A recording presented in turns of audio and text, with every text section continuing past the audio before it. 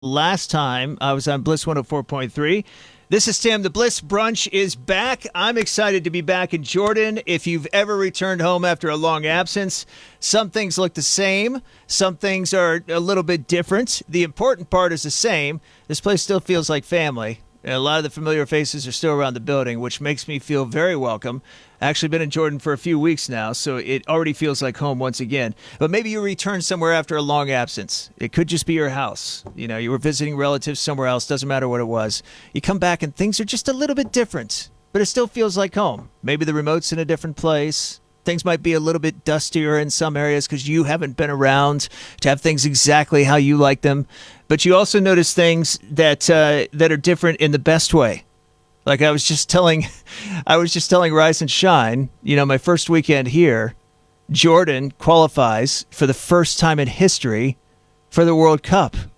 And that was a great welcome back, being down in Jabal Aman, which everyone was like, why are you staying down in Jabal Aman? That's pretty far away from work. Because for me, that was one of my best memories about Jordan, was going down there and experiencing Jabal Aman on the weekends and all the shops and the cafes and everything. So I want to try it out for my first couple of weeks back. But I was down there that night when Jordan qualified for the World Cup, and it was absolutely incredible seeing the excitement of the country rallying around our football team. And now we have something to look forward to in 2026 for the first time in history. So that's something different for me.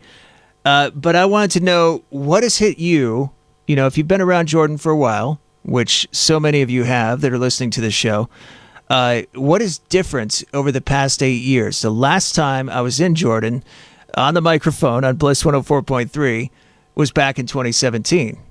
So 079-1043-104. What is different about Jordan over the past 8 years that you can put a finger on and tell me? You know, I'd like to hear. I've definitely noticed some things myself, which I'll share with you here in just a bit.